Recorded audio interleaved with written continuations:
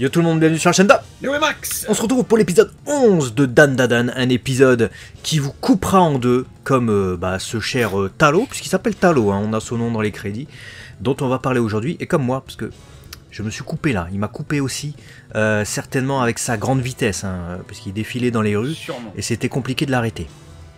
Voilà, à mon avis, c'est ça. Tu t'es pris une balade de son ongle comme ça. Tu fais putain. Voilà, ça arrive. Ça arrive, ce genre d'événement. Par contre, ce qui arrive moins, c'est que vous vous abonnez pas systématiquement. Ça arrive moins souvent.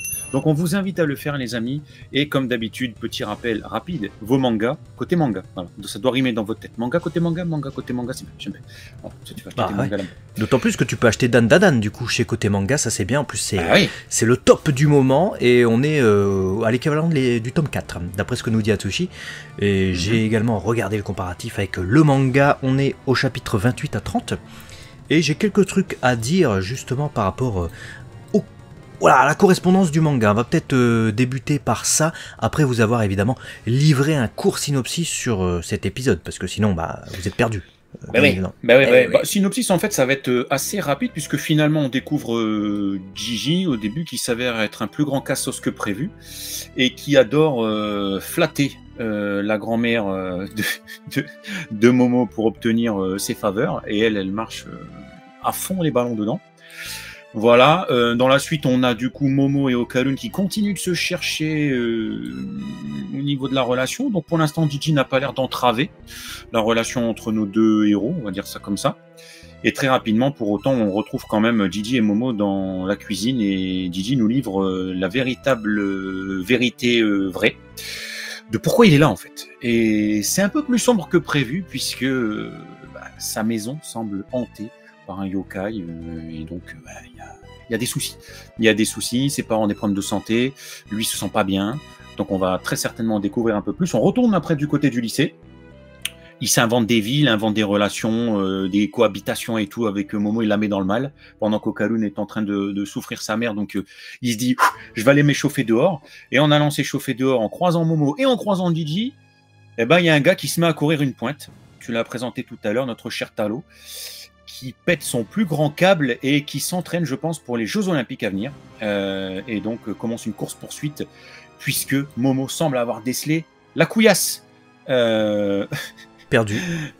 La couillasse perdue d'Okarun, celle qui reste à attraper, ouais. Ce synopsis me fait péter une barre, ça n'a aucun sens quand tu le racontes comme ça. Et on arrive dans une décharge publique. C'est vrai, non mais je vous jure, c'est ça ce qui se passe début l'épisode. Et du coup, les deux mannequins, qui étaient partis chercher son amoureuse jetée à la décharge, délivrent un magnifique discours sur l'amour véritable, ce qui parle à Okarun, et on sent qu'il a envie de faire pareil avec Momo. Voilà, pour faire très simple. Grosso modo, c'est ça. Et il ne reste que 2 chapitres pour adapter le tome 4 en entier. Il reste qu'un épisode. Donc peut-être que le dernier épisode, ça sera pas 3 chapitres comme on l'a souvent, mais 2 chapitres, ou alors on va vraiment entamer le tome 5 et on va un peu spoiler la prochaine saison, hein, avec des révélations d'intrigue et tout ça. Atsushi nous en parle pas mal, et d'ailleurs Atsushi nous a concocté un bon comment dire ça, c'est pas un article mais quasiment quoi. C'est presque un article de journal. Ouais, c'est un article de journal. Donc je vais vous faire tout à l'heure des révélations par rapport au yokai Taro qu'on a dans cet épisode, donc je ferai la coïncidence avec ça. Par contre, le yokai de Gigi qu'on voit dans cet épisode, il n'est qu'ombré, tandis que dans le manga on le voit beaucoup plus. Donc je m'y suis confronté vu que je vous ai fait le comparatif, et du coup je me suis fait spoil. Mais bon, c'est pas grand chose, hein, on voit juste son visage alors que dans l'anime on ne le voit pas. L'article de Atsushi est très complet sur le yokai de Gigi, mais sans trop spoiler. Mais je pense qu'on le gardera pour la prochaine saison, et ou pour l'épisode suivant. Je sais pas si on nous le montrera dans le prochain épisode. Ouais, mais Atsushi, si jamais on oublie, parce que j'ai tendance à avoir une surcharge mentale, n'hésite pas à nous le remettre. De toute manière, nous on l'a là.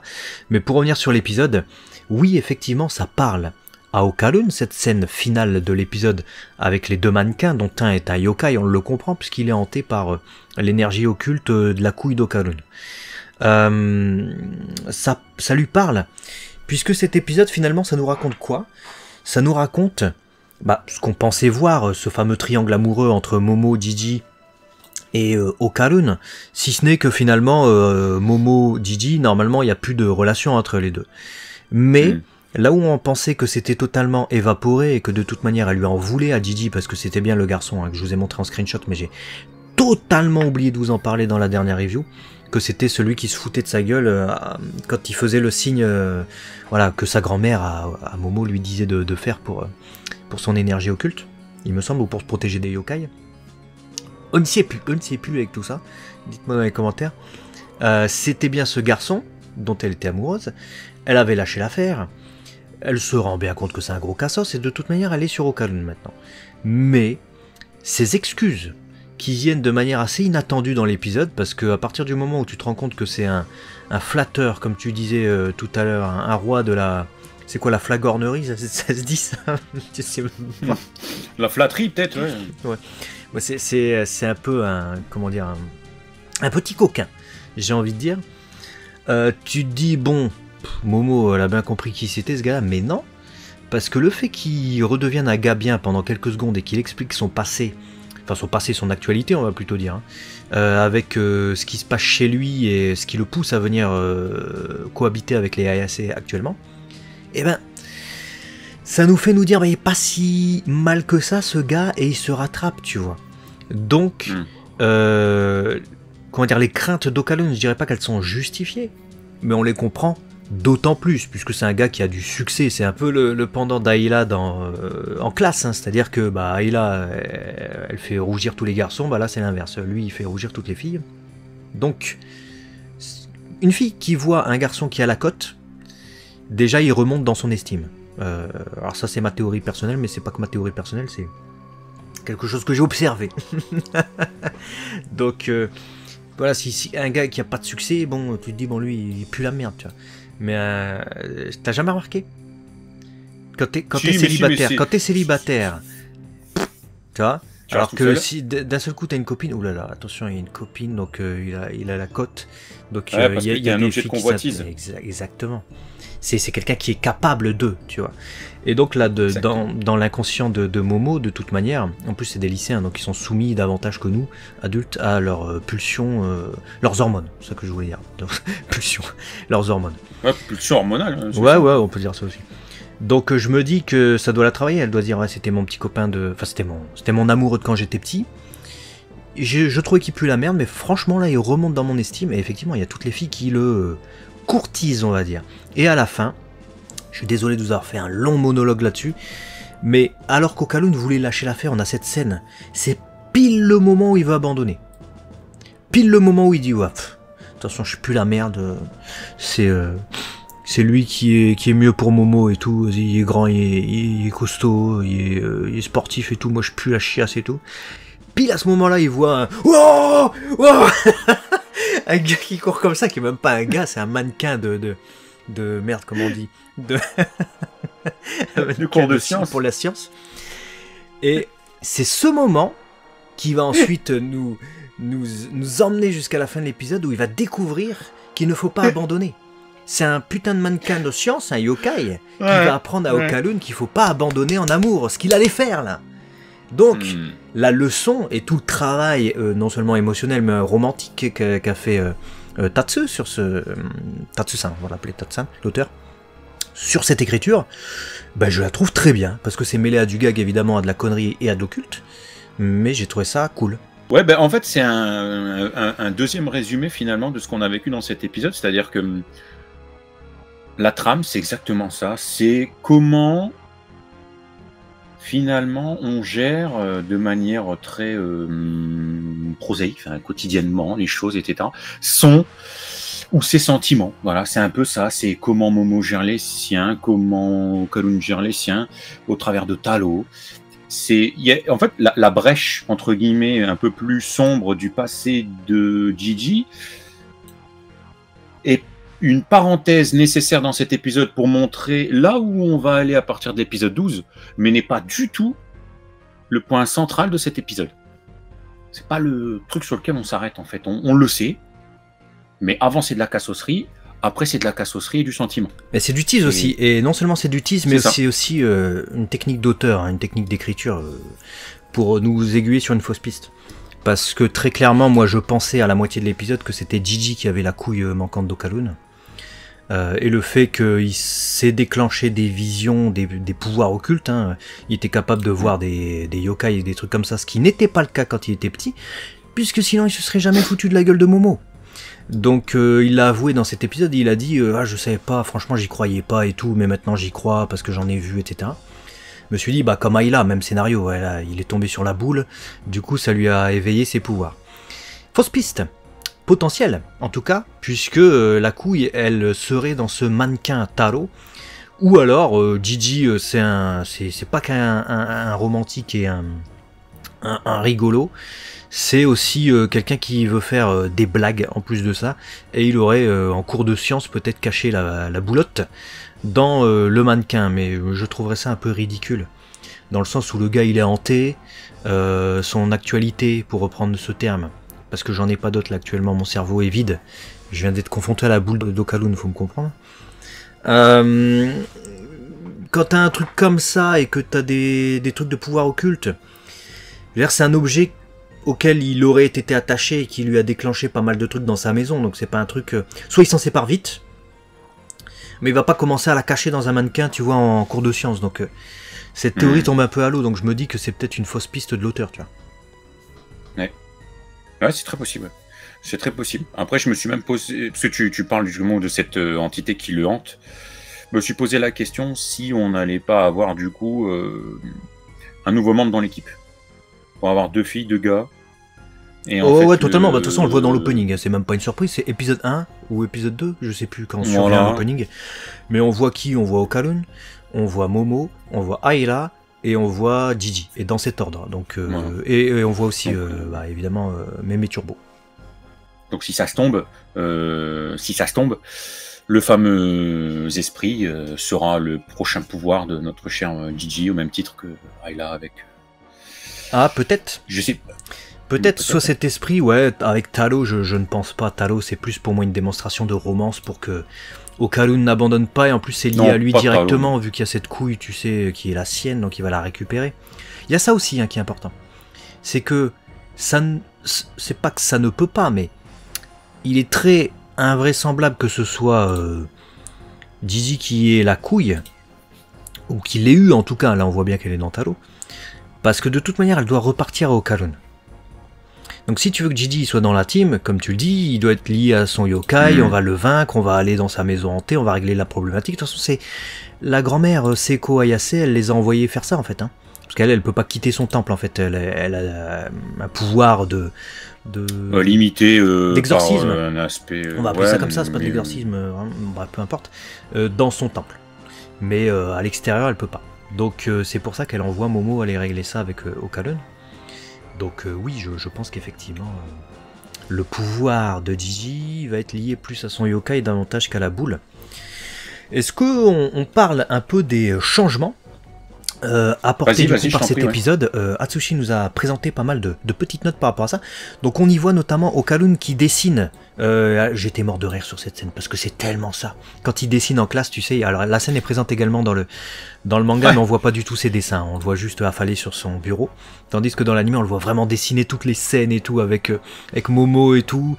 Ouais, elle va se désintéresser de moi et puis du coup, elle va s'intéresser à ses shumi, comment tu dis, ses hobbies à lui, et du coup, on va plus parler d'occulte. Du coup, on sera plus ensemble. Du coup, on va plus se parler. Du coup, on va plus se voir. Du coup, ceci. Même en amitié, c'est ruiné, quoi, en fait. Le simple fait qu'il y ait Gigi dans sa vie. Ah, et en PLS. J'ai trouvé ça tellement juste, tellement bien écrit, mais à chaque fois sur les personnages, la caractérisation, tout le quotidien, c'est rudement bien fait, je trouve. Et sinon, l'esprit qui hante Gigi est montré, hein, comme je l'ai dit en introduction, mais masqué. C'est-à-dire qu'on voit pas totalement son visage. Et Atsushi nous dit que c'est vraiment dommage de ne pas avoir montré son aspect global. On verra peut-être prochainement. Le fait qu'Okalun range proprement ses chaussures n'est pas montré dans le manga. Dans le manga, on le voit bien enlever ses chaussures au moment où il va taper sa pointe et se transformer. Il les enlève, mais on le voit pas les ranger proprement, vraiment à la japonaise, juste derrière l'entrée de l'école.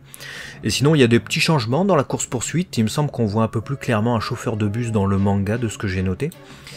Et puis Atsushi note aussi que les retrouvailles entre Talo et Hana sont épiques dans l'animé et sont bien soulignées. Il y a une emphase dessus avec notamment la réalisation avec ce soleil et avec la réal, justement la caméra qui tourne vers le visage d'Okalun qui va comprendre ce qu'il ne faut pas abandonner en amour.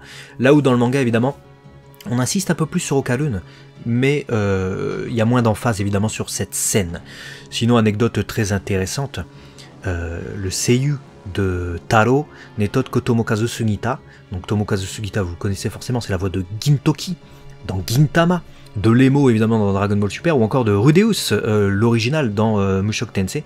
C'est un seiyuu qui est habitué à faire des rôles de Kassos fini. Donc alors là c'était excellent, l'avoir lui dans ce rôle pour un personnage aussi comique justement que Taro, qui se m'a hurlé dans la rue et tout, moi j'étais mort moi. C'était excellent, il joue trop bien, ça m'a tué, franchement c'était parfait, ce rôle était parfait pour lui, véritablement. À mon avis quand il a vu son rôle il a dû dire ouais c'est bien, ça c'est pour moi ça. Bah c'est ça, mais il en a fait tellement en plus des personnages comme ça. Et on va voir un peu quelques références avant de terminer. Le prof de la classe de Momo porte l'uniforme de la SSSP, donc Science Special Search Party dans Ultraman. Bon, Ultraman en fait, hein, c'est juste que je l'ai dit à l'anglaise parce que le reste était en anglais, mais évidemment c'est une série de tokusatsu japonaise que vous connaissez forcément, et d'ailleurs une autre référence, c'est le prof d'Okalun qui porte lui un uniforme de la Ultra Guard. Et sinon les modèles anatomiques qu'on voit, donc Taro et sa compagne, sont des représentations utilisées également pour des yokai au Japon. Vous l'avez compris de toute façon avec cet épisode, ce qui alimente du coup les légendes urbaines.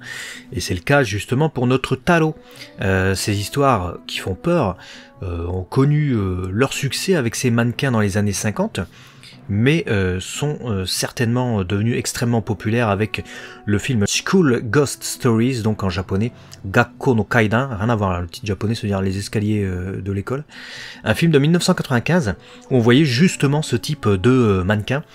Et sinon, pour d'autres références, on a Muko, la copine de Momo, qui fait la pose Mie du théâtre Kabuki, que vous avez très certainement vu dans One Piece, dans l'arc Wano, ou encore dans Naruto avec Jiraiya. Et la scène de retrouvailles finale de cet épisode entre Taro et Hana, parce qu'elle s'appelle Hana, hein, du coup la compagne de Taro, l'autre mannequin, est une parodie d'un animé extrêmement populaire, Urusei Yatsura, dans laquelle le héros va retrouver Lamu, et justement, la voix de Hana, le mannequin féminin qu'on a à la fin de l'épisode, c'est la voix de Lamu, c'est Fumi Hirano. Et puis sinon, au global, Atsushi nous a fait un beau file pour vous dire justement que les mannequins font partie des yokai qui hantent les écoles. En tout cas, c'est ce qu'on a dans les légendes urbaines. Et il y a plein évidemment de monstres dans les écoles. Il y a Hanako, un yokai féminin qui est dans le troisième toilette du 3e étage, version japonaise. Une marche supplémentaire qui apparaît subitement dans l'escalier, donc Yokai no Kaidan, j'imagine c'est ça. Le mannequin anatomique, on l'a vu là, qui est dans la salle de sciences, donc Taro Hana. La statue de Ninomiya Kinjiro qui se met à bouger. Alors c'était un grand philosophe, hein, et c'est pour ça que sa statue est devant de nombreuses écoles au Japon. Le portrait de Beethoven dans la salle de musique qui te fixe du regard, le piano qui joue tout seul des bruits de ballons dans le gymnase, des miroirs qui reflètent des choses étranges ou attirantes pour piéger ses victimes. Voilà, et pour le nom de Taro, c'est un nom extrêmement commun au Japon, hein, c'est un peu l'équivalent de John Doe, qui est utilisé justement pour les corps non identifiés. Taro, vu que c'est un random, voilà, ça me paraît propice. Merci beaucoup à Atsushi en tout cas pour ses notes. Et on espère que ça vous a plu. Voilà, un épisode encore bien complet, des références complètes. Vous allez sortir de cette revue normalement enrichi, on l'espère en tout cas, d'informations que vous n'avez peut-être pas vues. Et écoute, on a hâte de découvrir le 12e épisode qui nous réserve potentiellement de belles surprises. On verra du coup comment va se terminer cette saison de Dandadan. Ouais, en tout cas c'était trop bien. Et on va pas parler comme si c'était déjà terminé, mais on a hâte de voir la suite. Et c'est bien, l'équipe se renforce. Gigi on le découvre peu à peu, et la relation entre Okalun et Momo évolue encore davantage. On a hâte de voir la suite. À très vite en tout cas sur la chaîne 2. Et ouais Max, des bisous. À la prochaine. Ciao.